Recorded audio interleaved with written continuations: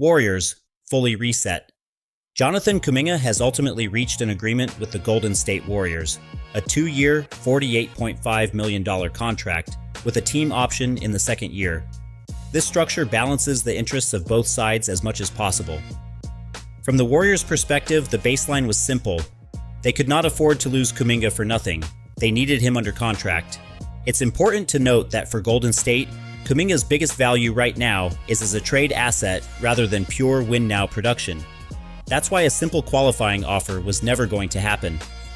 Yes, a QO would have been cheaper, but if he took it, Kuminga could walk away as a free agent next summer, an outcome the Warriors could not accept.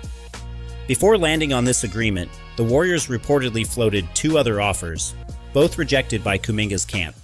One was a fully guaranteed 3-year, $54 million deal, an average of $18 million per year, which would have been most favorable to Golden State. Longer term, lower annual number, and maximum trade value. Kuminga, of course, isn't naive, and declined it outright. The other offer was 3 years and roughly $70 million, with a team option in the third year. At first glance, that sounds better than the final 2-year, $48.5 million figure, about $25 million annually and for 3 years. So why did Kuminga say no? Because he wanted flexibility and a path out of Golden State. He didn't want to be tied down for 3 full seasons. He was even willing to consider the much smaller, approximately $8 million qualifying offer for the same reason: keep leverage to choose his destination. He wanted the chance to shine with a different team rather than be locked into a role he didn't want with the Warriors. This final contract reflects the balance of leverage. Golden State keeps control with the year 2 team option and preserves Kuminga's trade ability. Kuminga avoids being locked in long term and still gets paid near what the market would bear. If a bigger market materializes later, he can still benefit. If not, he hasn't given away his entire prime on a deal he dislikes. On court, what does this mean? With Curry, Butler, and Draymond Green in the picture, the Warriors' offense is already built around multiple ball handlers and initiators. Kuminga, by contrast, is at his best as a slasher and straight-line driver, attack closeouts, cut behind the defense, and finish through contact. When the ball is in his hands, he can bully his way to the rim, but the processing speed, when to pass, when to shoot, how to read the second defender, still lags behind his athletic gifts. His jumper and free throws can swing night to night, which also complicates crunch time usage. Defensively, the tools are high-end: size, length, and lateral quickness. But he's not yet the scheme-proof stopper those tools suggest. Navigating screens, maintaining off-ball discipline, tagging rollers, there are still lapses.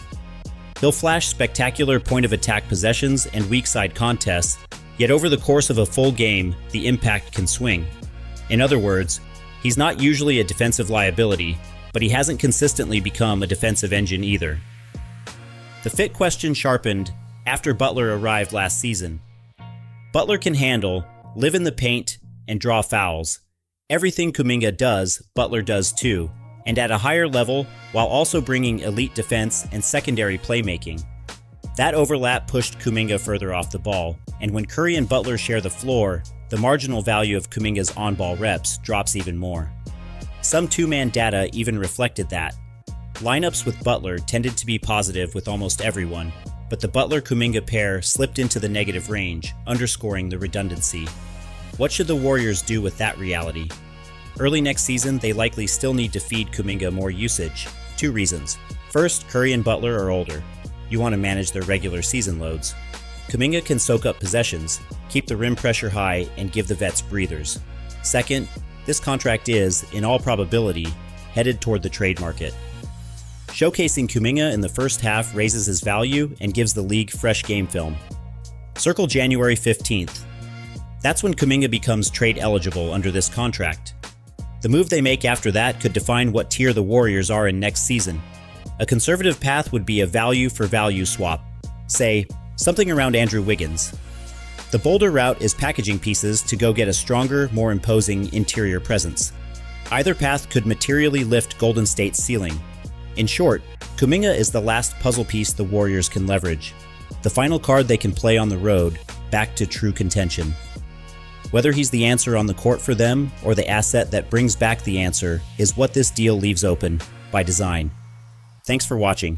If you enjoyed the breakdown, smash that like button and subscribe for more deep dive NBA analysis.